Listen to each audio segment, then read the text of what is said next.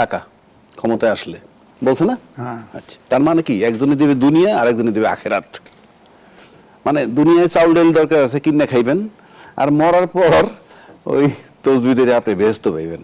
মানে এটা তামাশা মস্করা। আর 2 নম্বর যদি আপনি অন্যভাবে যান, তাহলে আপনি রাজনীতিতে এইসব পার্সু করা জায়েজ। মানে কারে কি বলে আপনি ভোট নিবেন। কেউ বলছেন ক্ষমতা আসলে এত কোটি চাকরি দিব, ফ্যামিলি কার্ড দেওয়া হবে। টানা 50 বছর ক্ষমতায় থেকেও কেউ 50, 60, 70 লক্ষ চাকরি দিতে পারবে না। চাকরিটা কোথায়? একটা মস্করা আর কি। তো চেয়ারম্যান তারেক রহমান 25 ডিসেম্বর বাংলাদেশে আসার কথা রয়েছে। তার আশাকে কেন্দ্র করে গণসংবর্ধনার আয়োজন করা হচ্ছে। রাজধানীর 36 জুলাই এক্সপ্রেসওয়েতে সেজন্য মঞ্চ করা হয়েছে, আমরা যেমনটি দেখেছি। বিএনপির পক্ষ থেকে ব্যাপক প্রস্তুতি নেওয়া হচ্ছে।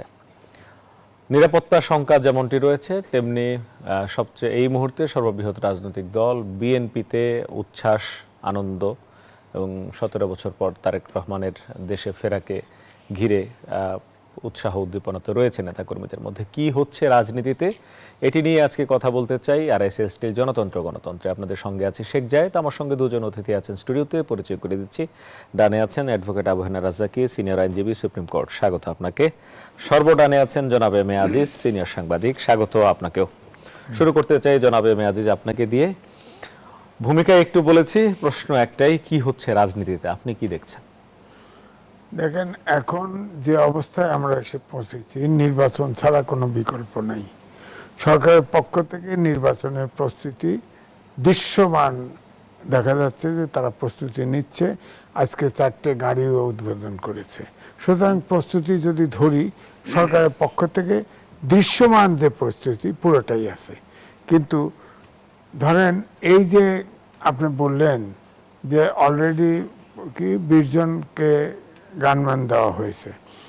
এখন আপনার 5ই আগস্ট পরিবর্তনের পরে আপনার 60% আপনার 60% পুলিশ স্টেশন লুট হয়ে গেছে, অস্ত্র লুট হয়ে গেছে, পুলিশও নিহত হয়েছে, সেটা ধরলাম না।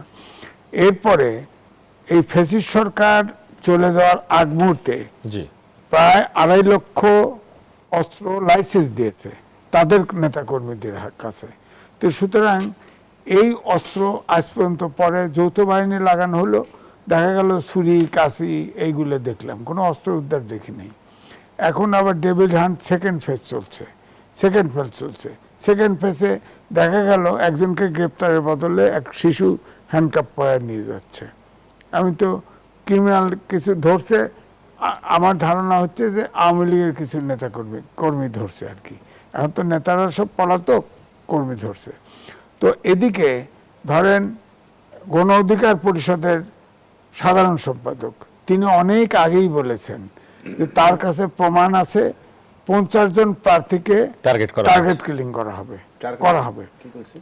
রাশেদ খান, গণ অধিকার পরিষদের। তো এর পরের কিন্তু হাদিকে ঠিকই টার্গেট কিলিং করা হয়েছে। একটা ধরেন গণ অধিকার পরিষদের রাশেদকে যদি জিজ্ঞেস করতো, তার কাছে সে বলছে প্রমাণ আছে, তো তার প্রমাণটা নিতে পারতো। এখন ধরেন যেভাবে সাদাসিধে ভাবে এই হাদি যে ইলেকশন ক্যাম্পেইন করেছে পায়ে হেঁটে। অ্যাডভোকেট আবু হেনা রাজ্জাকী, আপনার কাছে শুনতে চাই, রাজনীতিতে কি হচ্ছে, ভোটের দিকে কি এগুচ্ছে কি আমরা ঠিক মতো? দেখেন, দেশটা একটা মস্করায় পরিণত হয়েছে। কেন বলি আপনাকে, যেমন উনি বললেন যে বেহেশতের টিকিট দেয় জামাত। বেহেশতের টিকিট এখন দুই পক্ষেরই দেখি না, যাই হোক, বেহেশতের টিকিট দিতেছে। কেউ বলতেছে যে আমরা এত কোটি পরিবারে মাসিক এত দিব টাকা ক্ষমতায় আসলে, বলছে না? আচ্ছা, তার মানে কি একজনে দেবে দুনিয়া আর একজনে দেবে আখেরাত।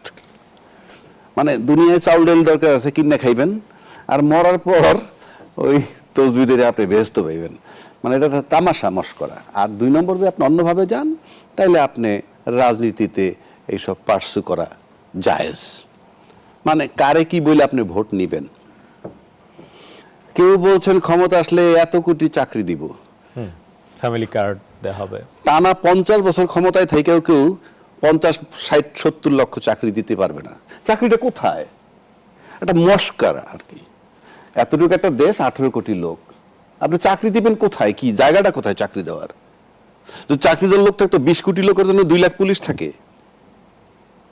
20 কোটি লোকের জন্য কি 2 লক্ষ পুলিশ থাকে? পারবেন না। এগুলো সবই হলো রাজনৈতিক স্ট্যান্ডবাজি বলে যাকে। আর রাজনীতিতে আলাপ করি আমরা, যারা টিভিতে আলাপ করি আর যারা শোনে টকশোগুলো যে আমরা করি, দেখুন কমেন্ট দেখেন যে বানান লেখে এমন একটা সার্কেল দেখে, ওই সার্কেলগুলো কি মানুষ ক্যাশ করে। আর যারা এই আজিজ ভাইয়ের মতো লোক কয়জন আছে বাংলাদেশে, এরা ভোট কেন্দ্রে না গেলেও কিছু আসা যায় না। আপনি এরকম লোক খুঁজে কয়জন পাইবেন সারা বাংলাদেশে? 70% 80% লোক হইলো দিন আনি দিন খাই এই কায়দার লোক। এরা ফেসবুক দেখে কমেন্ট করে, এইটা করে সেইটা করে। এই তামাশা বললাম কেন, আপনি একদিকে হাদি হত্যা, জি, খুলনায় এনসিপির নেতা গুলিবিদ্ধ, আমি রাজনৈতিক ঘটনা বলছি, অন্য ঘটনা যে ময়মনসিংহেও পুরে মারছে, আজকে শরীয়তপুরে ছাত্রদল এনসিপি সংঘর্ষ হয়েছে, এই তো মানে আমি রাজনৈতিক কথাগুলো বলতেছি। একদিকে বলতেছে নির্বাচন যত ঘনায় আসবে আইন শৃঙ্খলা পরিস্থিতি তত নিয়ন্ত্রণে আসবে। তো নির্বাচন যত ঘনায় আসছে তত আপনি গানম্যান দিতেছেন, মানে কি আইন শৃঙ্খলা পরিস্থিতি উন্নতি, গানম্যান দিতেছেন। আবার কেউ কেউ বীরত্বের সাথে আবার রিফিউজও করতেছেন। তারা বলছেন যে সাধারণ জনগণের নিরাপত্তা যেখানে নিশ্চিত করা যাচ্ছে না, ওগুলোও রাজনৈতিক আলোচনা। এইভাবে ওনার বক্তব্য ওই দিচ্ছেন। বক্তব্য বলতে পারে, আপনি দল বিসর্জন দিয়ে বিএনপিতে যোগ দিয়ে একটা এমপি টিকিট চায়। আজকে এহসানুল হুদা যোগ দিয়েছেন। হ্যাঁ, আজকে এহসানুল হুদা জাতীয় দল বিলুপ্ত করে, তো আমি সেটাই তো বলতেছি, বারো দলের সমন্বয়। জনগণকে ভালোবাসেন আপনি, আইডিওলজি আপনি থাকেন না, আপনি এমপি হইতে হবে কেন? কারণটা কি? কারণটা কি? আবার এটা বড় একটা সবচেয়ে বড় দল ফলাও করে অমুকে যোগ দিছে আমার দলে, টোটাল লোক গড়েন 5 জন যোগ দিছে, ওই টোটাল দলটা গুনলে পাইবেন 10 জন। অর্থাৎ সবচেয়ে বড় দলে যে দলটা যোগ দিছে তার যদি 5 কোটি লোক থাকে, তার সাথে 5 কোটি 10 জন লোক হইল, বিনিময়ে একটা সিট পাবে। তো এইগুলা প্রহসন। আপনি সরকার অস্ত্র উদ্ধার করতে পারে নাই, কাউন্টার অস্ত্র দিতেছে, যেটা আজিজ ভাই বলল। আমাদের সরকারের খালি আমি দোষ দেই, এই বেটা তো ফেব্রুয়ারি মাসে চলে যাবে নির্বাচন হইলে, নাকি না চলে যাবে না? নির্বাচন হওয়ার পর ক্ষমতা আছে 2 দিন থাকার। না, নির্বাচন হলে তো যাবেই। 2 দিন ক্ষমতা এতদিন দিল না কে? সেটা তো আরেক প্রশ্ন, এতদিন দিল না কেন, নিতে পারেন নাই কেন? ক্ষমতায় 5 দিয়ে হাঁটে গেলে যে আজীবন থাকতে বলে, এই জন্য ক্ষমতার লোভে। শুনেন, ডাকলেই যাই, আইসা বলি ও বেড়ে আমেরিকাতে আইসে, ওর কাছে যামু কেন? ওকে, আবার ডাকলে যান কেন? কেউ তো কইতে পারলেন না, আপনি নির্বাচন দিয়ে যান গা। কোথাকার নির্বাচন, কোথায় গেছে? দল মত নেই, কেউ নাই তার সাথে। আমার প্রশ্ন হচ্ছে যে আপনি যে অস্ত্র দিতেছেন, রাজনীতিবিদরা কি একবারও চার্জ করছে যে আপনি পুরনো অস্ত্র উদ্ধার করতে পারেন না, আবার নতুন অস্ত্র দিতেছেন? এই অস্ত্রগুলো তো মাঠে যাচ্ছে। আপনি বলতেছেন যে সরকার ব্যর্থ, আমিও বলি সরকার ব্যর্থ। মাঠে ম্যাজিস্ট্রেসি পাওয়ার নিয়ে আর্মি আছে, মাঠে পুলিশ আছে।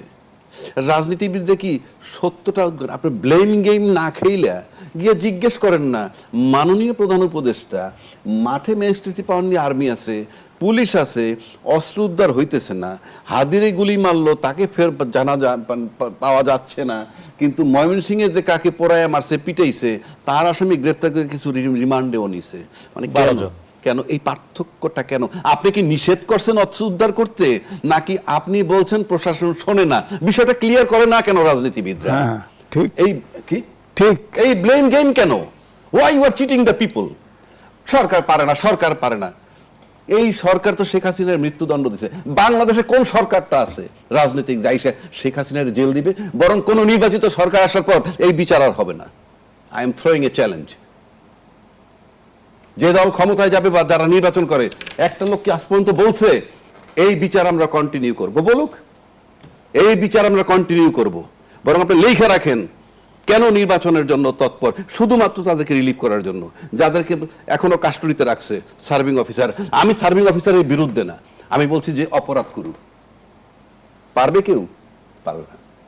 সুতরাং আপনি রাজনৈতিক দল ক্ষমতা আসার মানে হচ্ছে অন্য রাজনৈতিক দলকে সেফ করা। এখন যে প্রশ্নটাই ছিলাম, কেউ প্রশ্ন করে নাই যে আপনি অস্ত্র উদ্ধার করতে কি নিষেধ করছেন, নাকি আপনি বলছেন প্রশাসন কাজ করে না? গেল এক সাইড।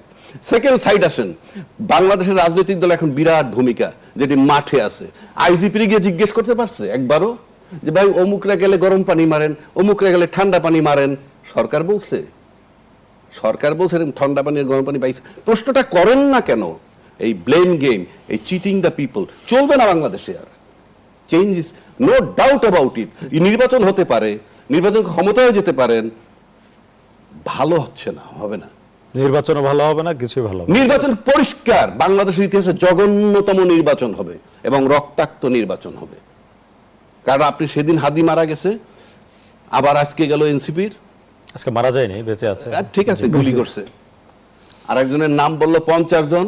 আচ্ছা সব বাদ দিলাম, একজনে কয় 50 জন মারবে, তাহলে 2 জন মারছে, 2 জনের গায়ে গুলি মারছে, আরো 48। একটাবার তারা জিজ্ঞাসাও করতে, এইটাও সরকার নিষেধ করছে? আমি জানতে চাই, প্রশাসনকে চ্যালেঞ্জ ছুড়ে দিলাম কি না করছে? তো কালকে স্টেটমেন্ট দেন না যে সরকার নিষেধ করছে। আরেকজন বলতেছে ইন্ডিয়া থেকে 80 জন লোক, এখানে 80 জন গুনছে। উনি কোন হরিদাস পাল? ওরকম 1 ডজন লোককে ভারত 10 টাকা দিয়ে কেনে কিনা আমার সন্দেহ। 80 জন, 81ও না, 79ও না। আবার পালায় গেছে, কেমনে কেমনে কেমনে কেমনে পালায়, সব জনগণকে ক্যাচিং। তাকে ডাকেন না কেন? কথার কথা বলছি আমি। এই যে একটা তামাশার রাজনীতি, এবং এগুলো মানুষ খাচ্ছে বিগলিত হইয়া। দিক নির্দেশনাবিহীন দলগুলো চলছে।